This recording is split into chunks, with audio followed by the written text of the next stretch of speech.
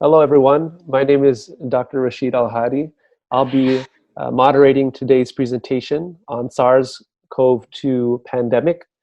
Today's presenter is Dr. Mohammad Hossain, who is board certified by the American Board of Internal Medicine. This presentation will be given on June 2nd, 2020. Yeah. Dr. Hossain, just to briefly talk about his background, he's currently an internal medicine hospitalist at Duke Raleigh Hospital in North Carolina, and he's been there for the past 7 years. He's had over 40 years of experience throughout the time working in a variety of different settings, from North Carolina to Kentucky, Michigan, and even internationally. Just to focus in on a few of those places, he worked primarily in the outpatient and all care and all med clinic in North Carolina. He also worked at Rex, Wake Med, and as I mentioned earlier, Duke Raleigh Hospital. In Kentucky, he worked at Highland Hospital. In Michigan, he actually worked at St. Joseph's Mercy Hospital. And as I mentioned, he also worked internationally in Iran and Bangladesh. So the purpose of today's presentation is really to educate people and ultimately to serve humanity. All this information collected was from Dr. Hossain's personal experience taking care of COVID-19 patients. Some of the information that we derived are from CDC, local and state guidelines, as well as other authentic sources. Just to keep in mind, this is a new disease. Things are changing as we're learning more and more about this illness. So please keep yourselves updated with authentic sources as we will continue to do so. In this presentation, Dr. Hossain wanted to dedicate to all of the COVID-19 victims who sacrificed their lives. So to talk about some basic epidemiology, globally, as you can see on the upper right, there have been over 6.3 million infections and about 370,000 deaths. That comes out about 6% globally. In the United States, we have about 1.8 million infections as of today, about 100,000 deaths for approximately 5.8% mortality rate. And as you can see, zooming in within the United States, New York has about 370,000 infections, about 24,000 deaths for a mortality rate of 6.5%. And specifically in North Carolina, there have been about almost 30,000 infections, 944 deaths for about a mortality rate of 3.2%. And in Bangladesh, there have been about 50,000 infections and approximately 700 deaths for about a mortality rate of 1.4% as of today. A basic history on coronavirus and the terminology. The coronavirus is actually a group of viruses that was first identified in 1965, causing the common cold. A couple of notable coronaviruses, one of which was SARS and another which was MERS. SARS stands for a severe acute respiratory distress syndrome. It originated in southern China in 2002, affected about 28 countries by 2003 in that year, and caused about 774 deaths. MERS, called Middle East Respiratory Syndrome, originated in Saudi Arabia in 2012. And out of 2,500 cases, about 858 people died from that illness. So now we're talking about a newer coronavirus, COVID-19, which is specifically called SARS-CoV-2, also oftentimes referred to as a novel coronavirus or COVID-19. This specific coronavirus originated in 2019 in Wuhan, China, in the Hubei province. It spread to many different countries globally, including Iran, Italy, Korea, and the United States. The WHO declared it a global pandemic on March 11th, 2020. And the original thought is that this virus spread from bats to other carriers, including pangolins, fox, snakes, as well as some other wild animals. And so now I'm going to hand it off to Dr. Hossain to proceed with the presentation. Yeah, thank you, Rashid, for moderating today for this presentation. Dear friends, family, community members, and healthcare providers. Assalamu alaikum, and thank you for listening and watching this presentation. And I hope everyone will get benefited from it after learning and taking action. This virus is very deadly virus, as you saw previous slide, that we are losing thousands and thousands of lives. We are losing millions and millions jobs, and we are losing billions and trillions dollars all over the world within the 6 months. Is a very deadly virus, and to fight with this virus we have to understand this virus and we have to know it so we can take care of it and save our lives and save the world. This virus you see is a RNA virus. RNA virus is composed of three bases. One is phosphate base, another is sugar, and nucleic acid base. You can see the chain inside, the envelope, and the spikes. There's a lot of spikes surrounding, and it's a halo shape structure. And this is very small virus. We cannot see by regular microscope. We have to see by electronic microscope, and size is 80 to 90 nanometer. And this virus is not actually a cell, but is a molecule. It's like a molecule of a water, size of a molecule of a water. But to survive, they need cell. They use the host cells. Usually, they infect the wild animals. Then somehow it came to humans, and they usually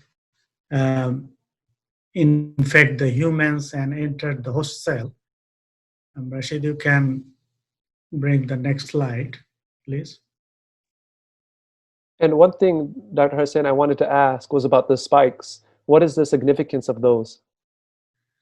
Yeah, this spikes is very important of this virus.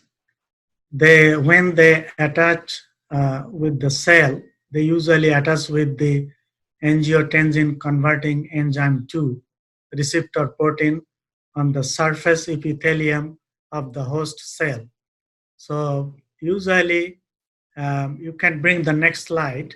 I can show how it goes inside the cell. Yes.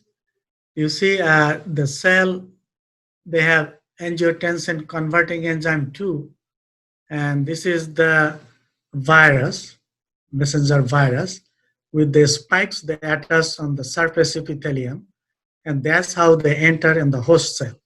And in the host cell, it uncoating itself and attach with and send the genomic materials and attach with the ribose of host cells. And then they replicates and then translates and then do biosynthesis and makes the new cells. And after making new cells, they come out from the host cells and they attack the new cells. So that's how it infects our body. And now let's see what are the organs of our body has more angiotensin converting enzyme 2 cells. You can see in the next slide, please. So usually the point of entry and early effects started from the respiratory system, because respiratory system has very rich with ACE2 protein on the surface epithelium, and the COP2 binds with that receptor protein and enter into the host cell. Like it starts from our nose, our pharynx, and our larynx, trachea, then bronchioles, then go to the alveoli, and they attack first on the type 2 cells. Type 2 cells of the alveoli, they helps the alveoli to secrete surfactants, and that surfactants reduce the tension of the cells and the alveoli, so it can recoils, and also um,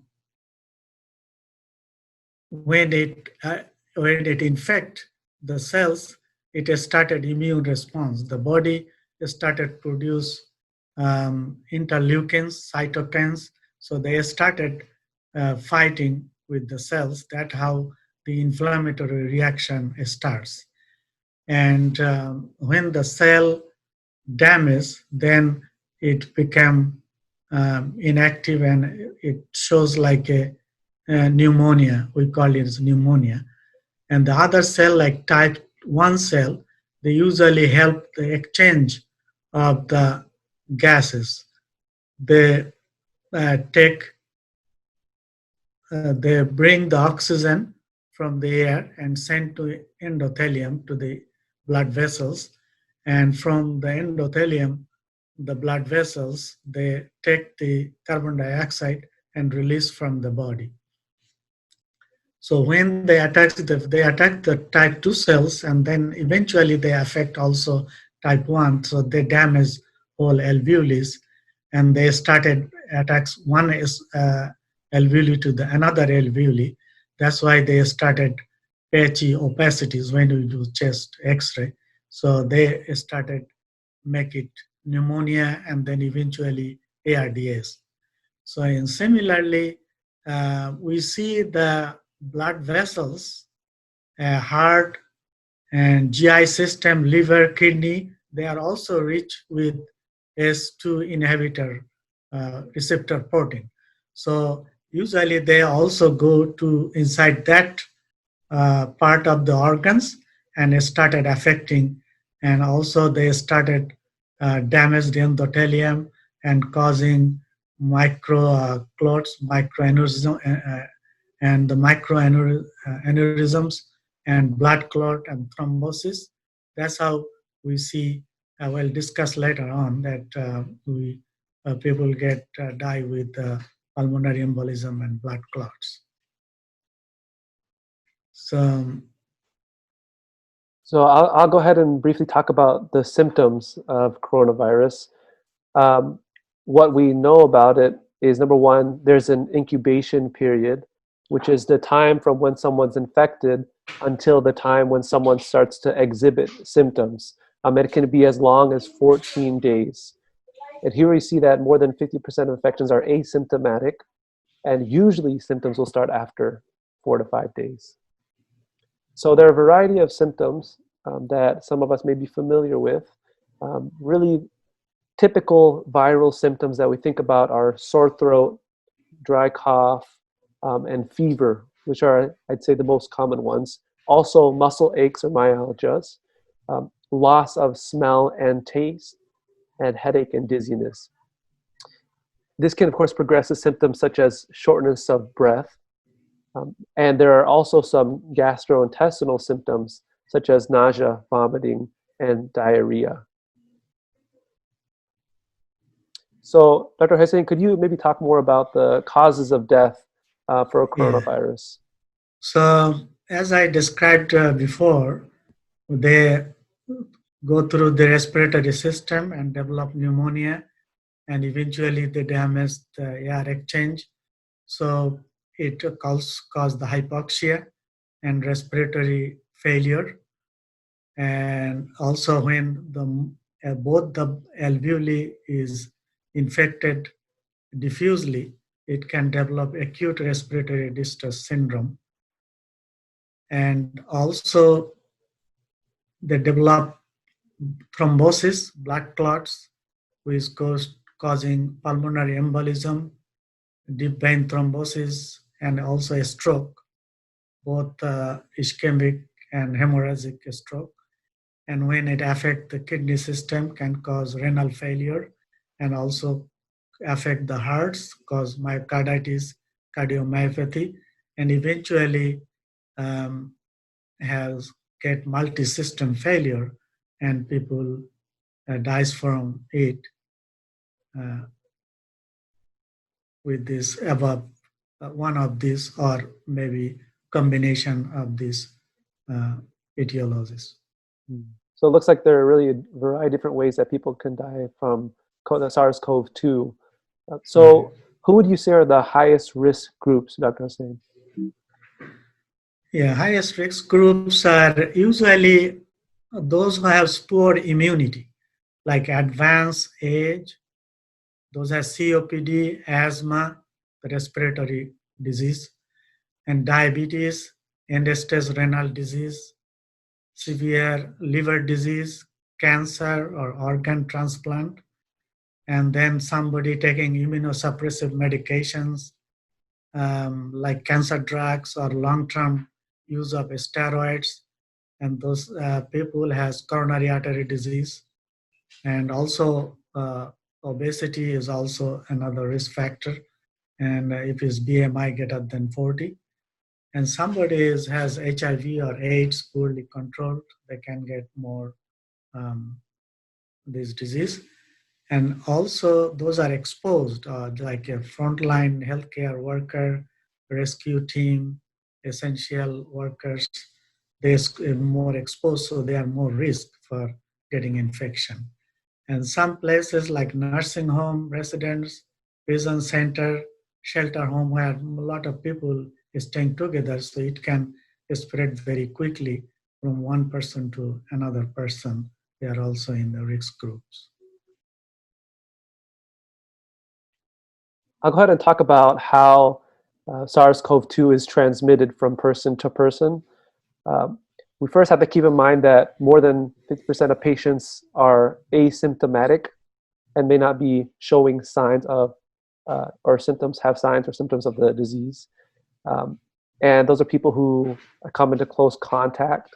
Really, the main ways that this illness is transmitted, SARS-CoV-2, is number one, through respiratory droplets. Most commonly, we think of someone who has the illness who coughs, sneezes, but we don't think about as much as maybe when people, even when people are talking, they can emit respiratory droplets. And those droplets can then land in the mucous membranes of the person who is about to get infected. And that includes the nose, the mouth, and the eyes as mucous membranes that could be entry points for the virus. And of course, if those respiratory droplets travel to any type of surface, whether that's a doorknob, a countertop, etc., it can contaminate that surface. And if someone were to touch that surface and then touch their own mucous membranes, that could also lead to a disease transmission. With that being said, Dr. Hossain, what recommendations do you have to help prevent this transmission?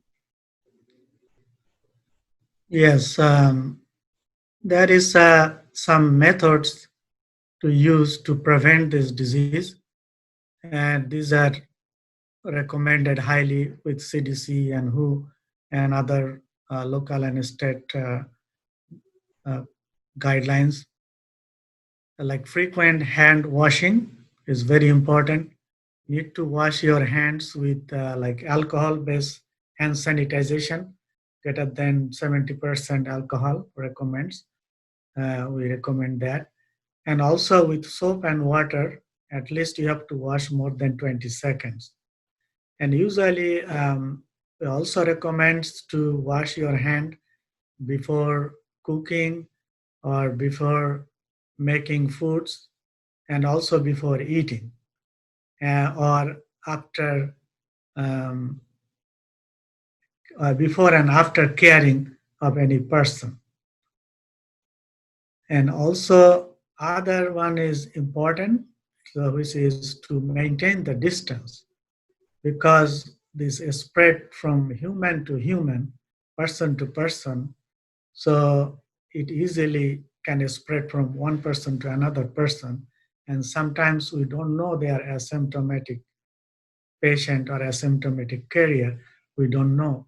So that's why it recommends to keep distance at least 6 feet from uh, one person to the another person.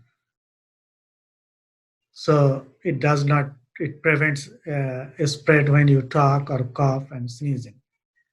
And especially sometimes it's difficult to know when you cough or sneeze.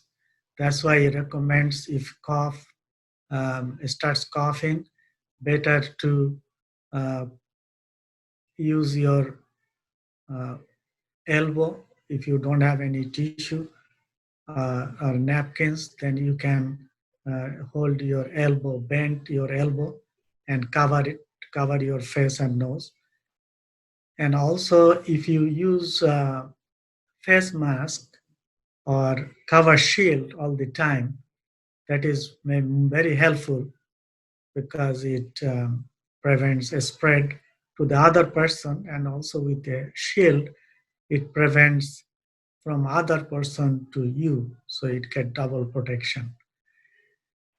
So another option is make sure you don't touch your face or nose or eyes more frequently with hands, because we always use hands more for touching objects and surfaces. And also if it's contaminated when you touch your face, nose, so it can spread very quickly. So try not to touch with your hands. Okay. And it seems like a lot of people spend most of their time at this point either at home or at work. What are some recommendations that you have for those environments specifically? Well, now, like before, we used to tell stay home, and usually home you have very few peoples. So it is limited, so you don't expose much.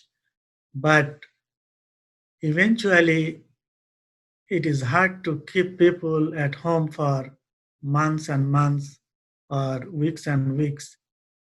It is difficult because of the uh, nature of the human, and also people are losing jobs and financial needs.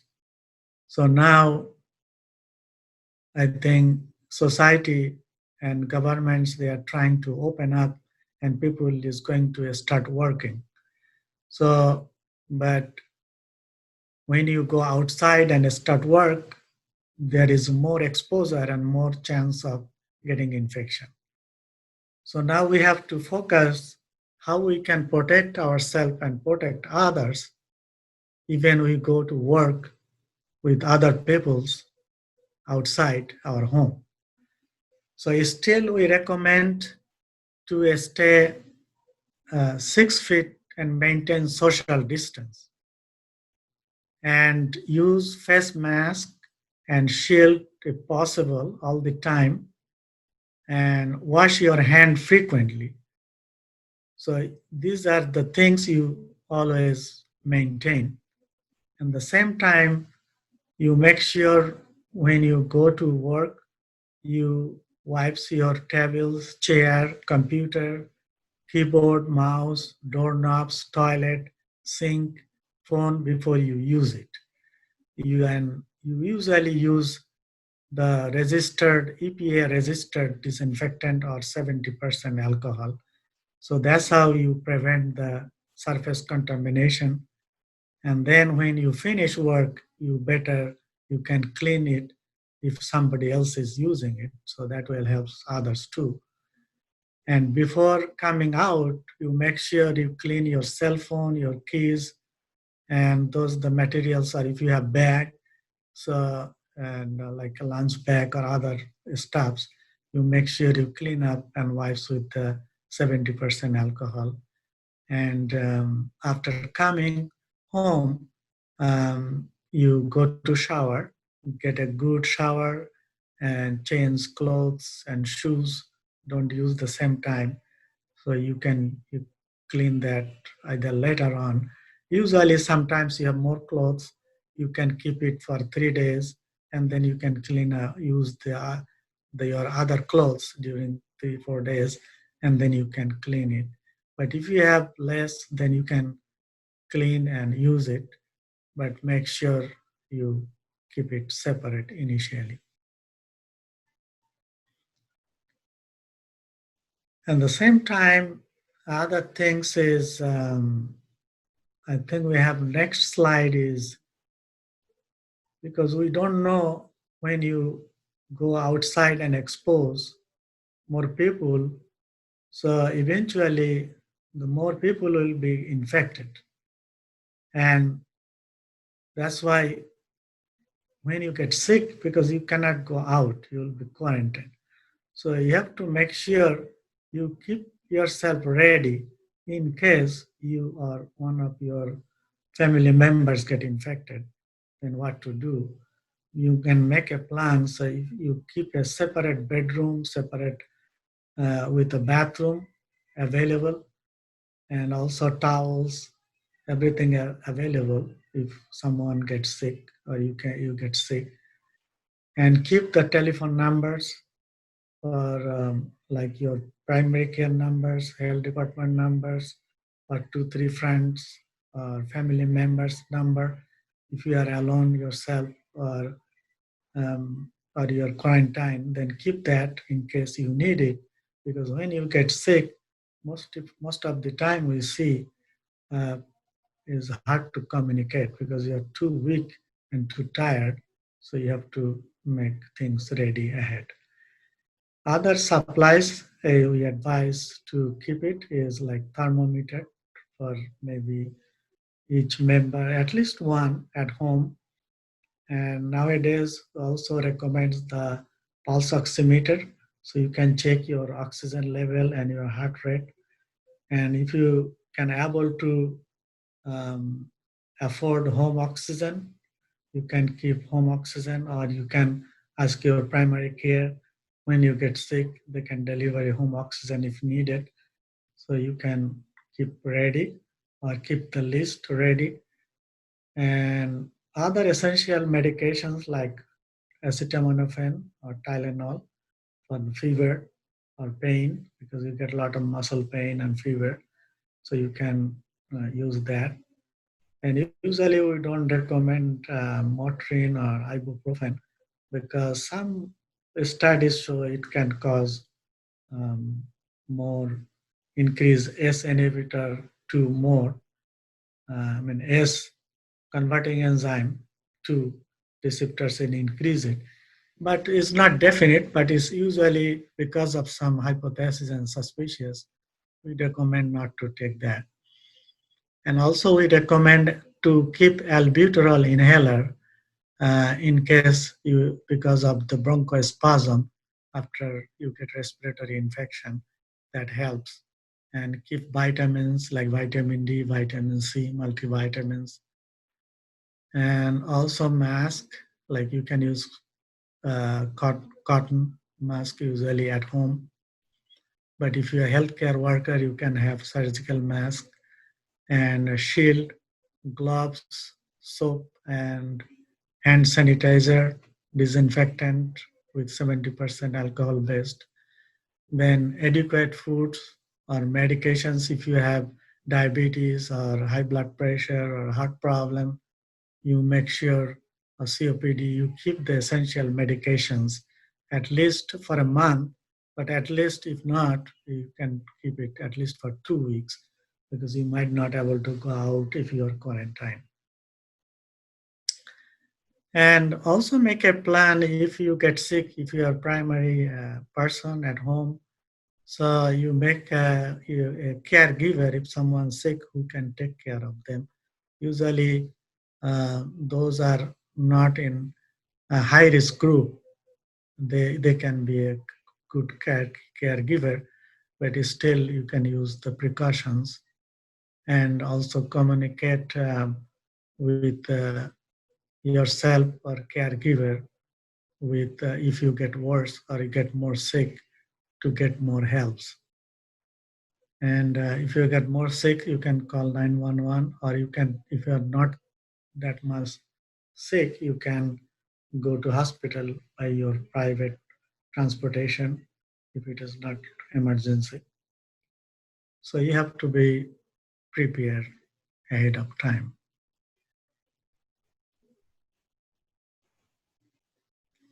So next slide, I showed some mask. You can see this is N95, and this is shield, and this is PPE, another PPE called Pepper, powered air purifying respirator. And this usually healthcare worker, when you see the COVID patient, we use that. And also this is the surgical mask. This we commonly use in the hospitals. And the cotton mask nowadays has different kinds. So these can be used.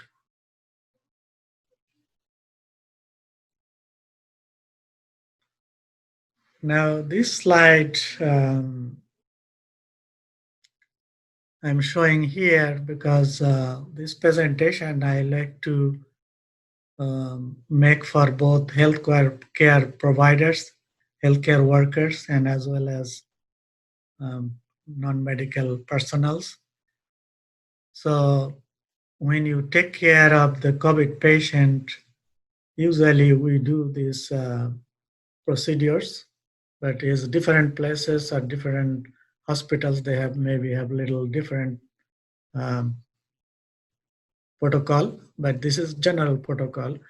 But overall, this when you donning, when you prepare yourself, make sure you don't get nervous. You stay calm, and do not rush. Avoid rushing, and you can wear shoe cover. Then do hand hygiene. Use cap for your head, gloves, gowns, PPE, face shield. As per instruction, you can wear this. And then when you wear it, then you enter inside the room. And before you examine, you please request the patient to cover face with surgical or cloth mask, because a lot of time happens, the patient start coughing, and even you are covered, but still the virus can spread through droplets. So if you keep that surgical mask or cloth mask, that will prevent the spread. And usually the stethoscopes are designated for the room, so somebody can use it. So when you use it, it's better to disinfect the stethoscope with disinfectants supplied from the hospital. After that, you talk the patient and ask their conditions, and if histories or any relevant important things you need to discuss, you can discuss that time. Then after that, you examine the patient, but you examine the patient carefully, so you don't get infected. But you stay safe so that you don't get sick. Then after you finish exam and discussion, then you take out your clothes, and you have to remove with a protocol. First you remove your shoe cover, gown, and gloves. Then you have to wash your hand with hand washing with soap and water, or you can use hand sanitization, and then re-gloves. After re-gloves, you come out in the one corner or from the room. You can remove your cap, and then face shield and PPE. Sometimes the PPE and face shield, because they are shortage, so they preserve it. So you can have a special designated bag, so you can wipe it and keep it. And also the PPE, they can be recycled, so they have some recycle container you can throw there. So you use it according to the protocol of the hospital.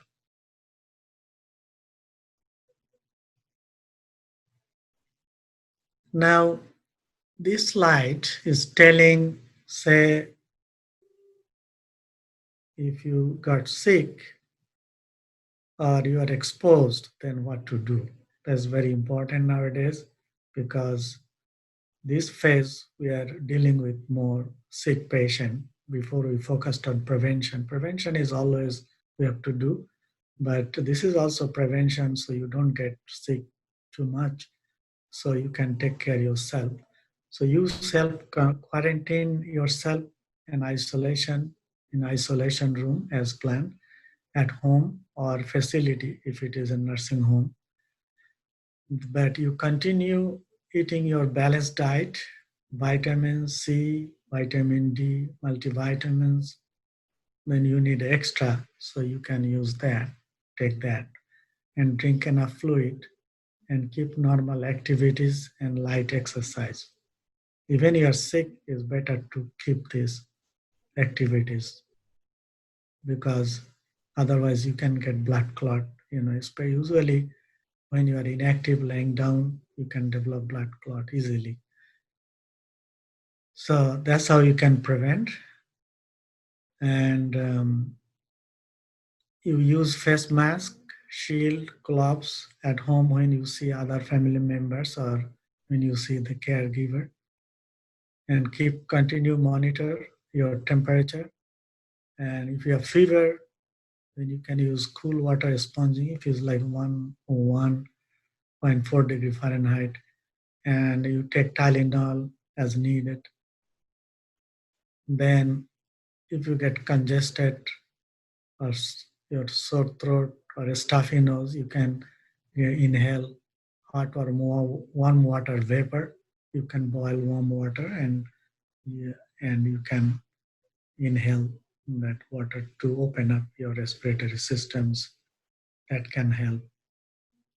Also, you can drink warm water, or if he has diarrhea or nausea, diarrhea, if he's affected the GI system, some of the patient start having heavy diarrhea. So you can use oral saline water uh, and get hydrated. At the same time, you continue your breathing exercise. You can inhale and exhale. You can inhale, take deep breath, and take it out for a couple of breaths. That's how you keep your exercise, your respiratory system.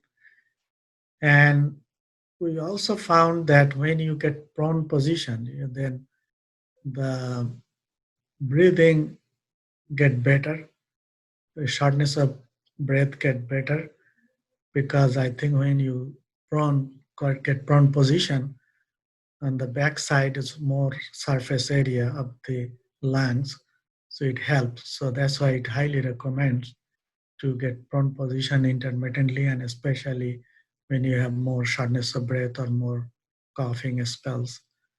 And then you can use albuterol inhaler as well as prone position, and especially in the ICU, the physicians, they make the patient, keep the patient in prone position, is very helpful.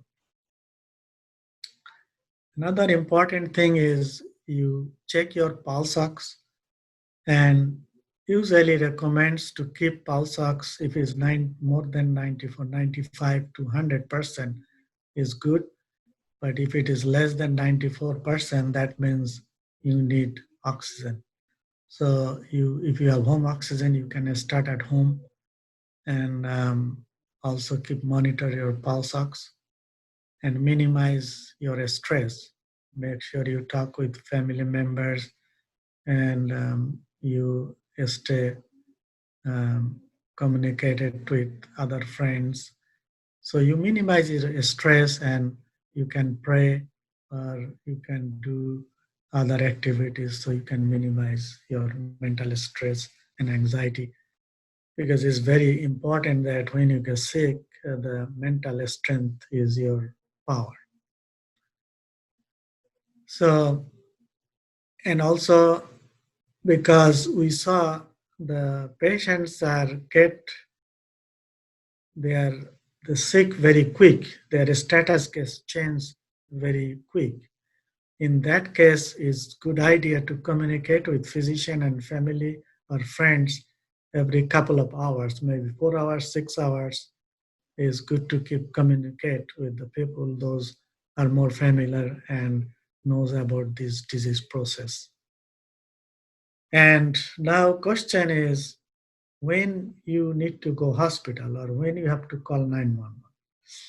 So if you see you're having worsening of your breathing, you get trouble breathing, and you may having persistent pain or pressure of the chest, or you getting new confusion, or if some family members found that you are more confused or talking some irrelevant uh, talks, or inability to wake up, very weak and cannot stay awake, or your lips get bluish, or your pulse ox going down less than 90% or more, then you call 911 and go to hospital.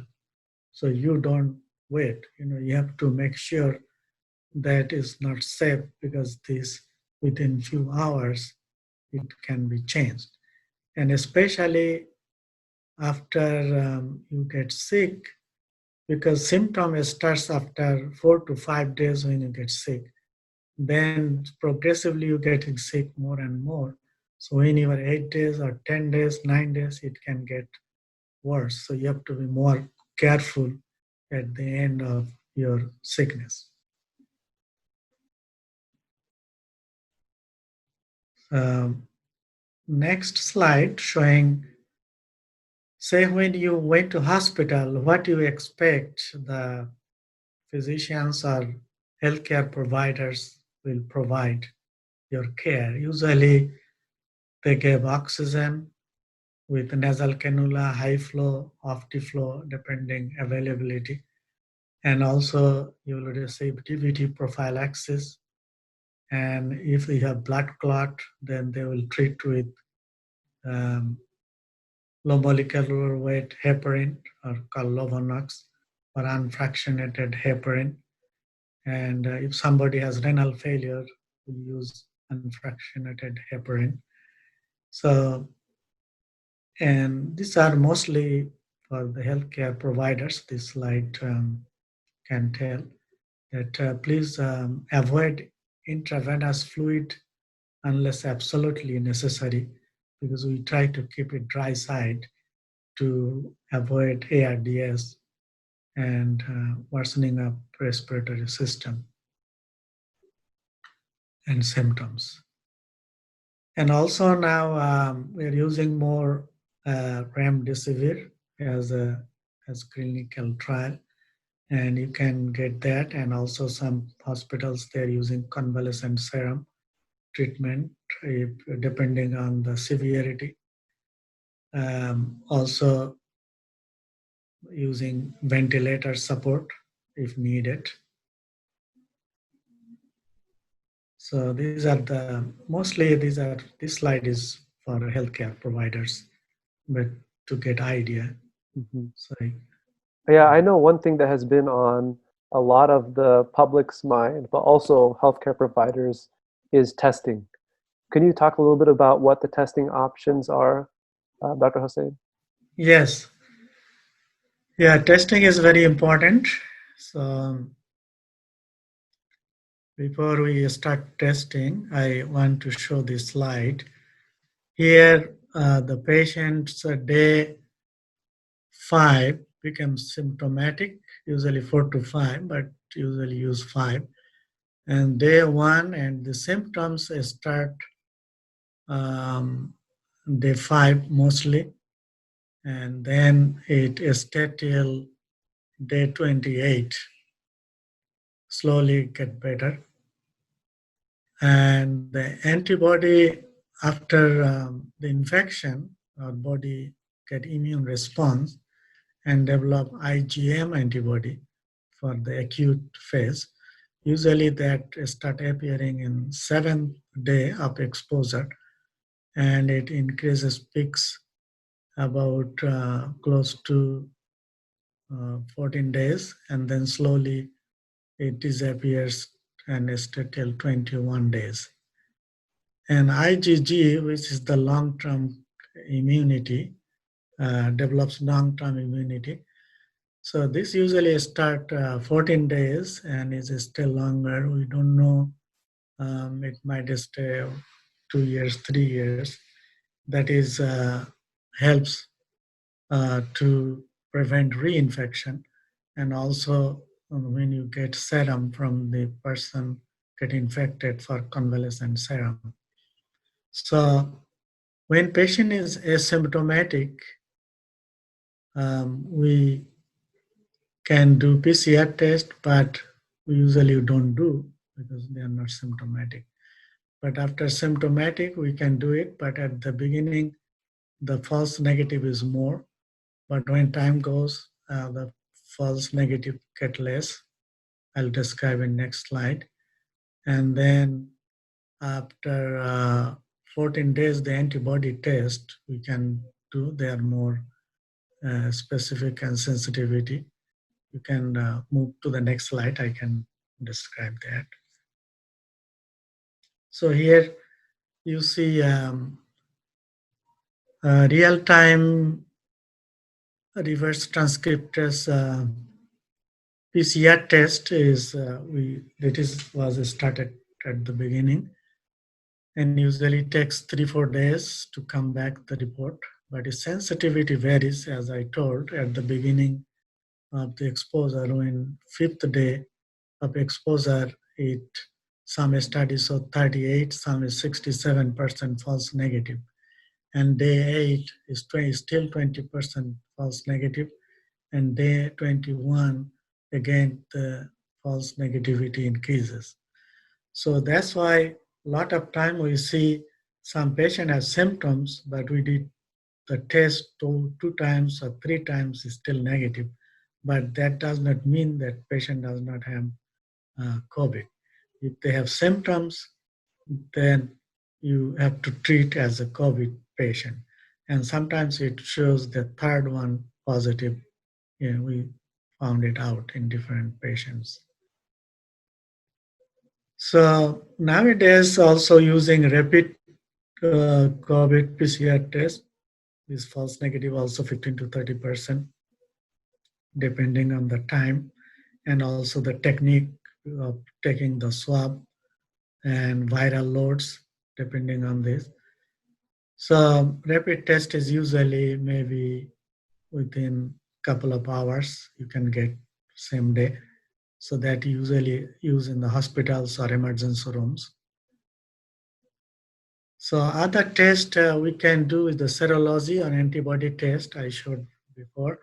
So usually Roche antibody test is very high sensitivity and specificity, and results come within 18 minutes. And then Quest, Abbott, and University of Washington, they also have the similar test. Their sensitivity and specificity is also good, but that takes 1 to 3 days. So usually these tests, when you do after 14 days, they say when it is positive, and you can see they have developed antibody, or previous PCR test is negative, then it came positive. That means the patient has infection. Or asymptomatic patient, when you do antibody test, if it's positive, that means that he or she was exposed. Also, there is some labs, they are doing rapid antigen test, but it still is not reliable, but we can use it as a screening test, but not for diagnostic, not using yet. So other labs also we do, like leukopenia, when we do white blood cell count is low, platelet count is low, and is high D-dimer, to see if it's developing blood clot or not, and also elevated CRP, troponin, we check that. So these are tests, say, um, it predicts, it is like after we do, if they are elevated, means outcome, it predicts the outcome. They are more serious, more sick, so you have to make more attention and treat aggressively. So these are the tests who can guide us. So same time, routinely we do X-ray and sometimes chest CT, shows to rule out the pneumonia. Initially, it can show ground glass opacities or multifocal patchy opacities, and also our pulmonary embolism, blood clot can be found with PE protocol, CT with PE protocol. And if patient has stroke symptoms, weakness of one or two legs, numbness, mental status change, sometimes we do CAT scan. These are dependent on the symptoms. We usually try to avoid less test to avoid exposure to other uh, healthcare workers. But if it's needed, we do in the hospital. And sometimes that is because the people are going to be working and going out more. So the local and state health departments, they're giving more guidelines who can have tested. Asymptomatic people, but high risk can be tested just to get a screening to keep safe in workplace. So you have to follow that guidelines. So next slide, where the trials, some trial medications we are using. So far it was shown the IV remdesivir. This is very interesting because the messenger, the RNA virus, they have 4 chain of nucleic acid. When they replicates, they make 4 nucleic acid. One of them is adenine. And the remdesivir, what it does, it analogs the adenine. It looks like adenine, and they go and take place the adenine. So the chain of nucleus cannot progress. They cannot produce the new cell. So they block the production of the new virus. They inhibit the polymerase chain. So the polymerase increase the replication. They make new cells. So they inhibit with analoging adenine.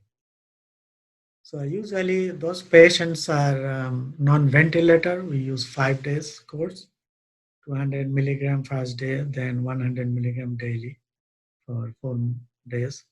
So total 5 days, and those are in the ventilator. We use for 200 milligram 5 days, first days, and then 100 milligram every day for 10 days. It's longer duration. So usually side effects are renal toxicity, hepatotoxicity. So you have to monitor after giving these medications. Even post-medication, you have to monitor and take care of it. Usually they reduce the length of sickness to 11 days or 15 days. So we don't show yet the mortality benefit, but still the trial is going on. They have phase 1, phase 2 now, and then phase 3, they're doing the trials with different companies. And also our Duke University Health System, they are also participating in the national study trial for this, and it looks promising. And also in Bangladesh, they are producing generic to keep the cost low. So that is available, I think, different hospitals now to use it. And some of the hospitals, especially I heard New York, they use more convalescent serum, 250 ml from patient who already recovered. But we still trial is going on, but we don't know how much benefit, but still we can use it. And also other medications uh, is on trial, tocilizumab, then interleukin-6 pathway inhibitor, other antivirals. So this is the slide next to it, here mechanism of action. Here the remdesivir showing where it works. So these are the trials, but hoping in the meantime they are sometimes doing combination with remdesivir with a steroid, and some I recently learned that they're getting more benefit.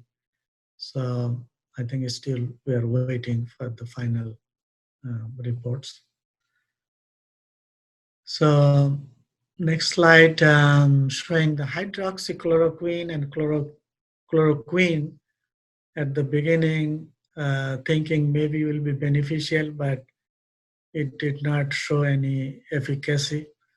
Is not much help, but is causing more harm to the patient because they are already weak and maybe their already heart is affecting, and they can prolong QT interval and cause arrhythmias, and a lot of people is dying from this. So you have to be careful to use it. Usually, I don't recommend to use outpatient, but you have to use in the hospital. You can have to use continuous monitor, but so far is not working. And there was no antibiotics working yet. So using antibiotics unnecessary during when you're sick, that can cause more weakness and sickness, and it can cause more problem to fight the virus. And the other antivirals I showed is using rapinavir, ritonavir, imifenivir, favipiravir, for other. Some of them are HIV medication and used for other viral infection, but so far is still trial is going on. Now everybody is waiting for the vaccination, and you know about a lot of trial is going on, and at least 70 trials is going on in different places, different countries. And so far, Pfizer and German company, biotech company, they are doing trial in Europe and US here, and expecting they might be get vaccine um, by end of this 2020 or beginning of the next year. And also University of Pittsburgh, they are doing some trial with the vaccine. Another promising is in UK, Oxford University, they are doing some trial, and they're expecting the vaccine may come out in 2020. And US is also investing with AstraZeneca for that Oxford University trial, and expecting maybe about close to October we might get that, and they're doing trial with 30,000 patient people, and then about expecting 300 million vaccines. Hopefully, will be successful. Another test was done on the human, first human trial at Beijing Institute of biotechnology in China.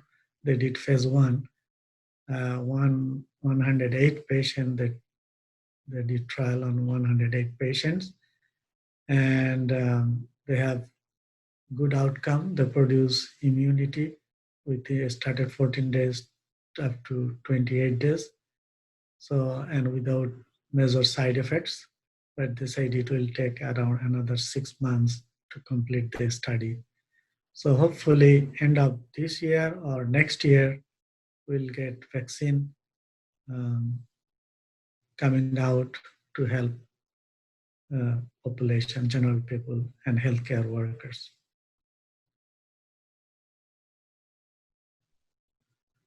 So as you know, that about 80% of the people recover from this disease without needing a special treatment. Thanks God, thanks Allah. But 5 to 6% people dying out of the 20% infected. About 15% get recovered after fighting. So you have to be very vigilant, very aggressive, and you have to be very serious to taking care of yourself or your loved one or family members if get infected. And one thing, when you get sick, they make very weak, and a lot of time people get frustrated, depressed, and staying lonely. So they try to give it up very quick. So please do not give it up. Please fight till your last breath, and your outcome may change. So please learn more and act. Just don't learn and stay on it. You have to act on it, and please pray.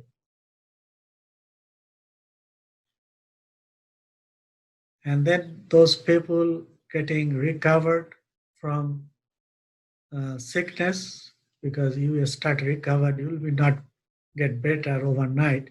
Usually it takes after exposure 21 weeks to 28 days or even month to recover. So you keep your diet, balanced diet, and you eat proteins, vegetables, fluids, vitamins, and always keep light exercise as tolerated, and try to minimize stress um, as much as possible, and keep communicate with friends and family, and also um, follow up with your doctors depending your sickness. If you have other comorbid conditions, so you need to go to the specialist, and especially you need to go pulmonologist, which affect mostly respiratory system, so you can recover from the damage. And if you have kidney problem, you follow up with a nephrologist. If you cardiac problem, you follow up with a cardiologist as well. And please stay healthy, and you educate the other people what you learn from your sickness, so other people can get benefited and can help. And please take care all the time. And keep up to date your knowledge, and you can look the resources like World Health Organization, CDC, ECDC, and other authentic organization. You update yourself, and stay safe and healthy, please. And thank you for listening and learning. And please stay safe, stay ready, stay strong, and stay connected, and always stay up to date. And we are looking forward to see COVID-free world, a nice, beautiful world for all our human beings. Thank you. I think we're all looking forward to that COVID-free world that you're talking about. Thank you so much, Dr. Hossain, for this fantastic presentation, walking us through the entirety from the epidemiology, the origins, to diagnosis and management. I think that everyone can benefit from this presentation, not only healthcare providers, but lay people as well. So thank you again for your time and your efforts until we have the next update. Thank you, Dr. Hossain. Yeah, thank you.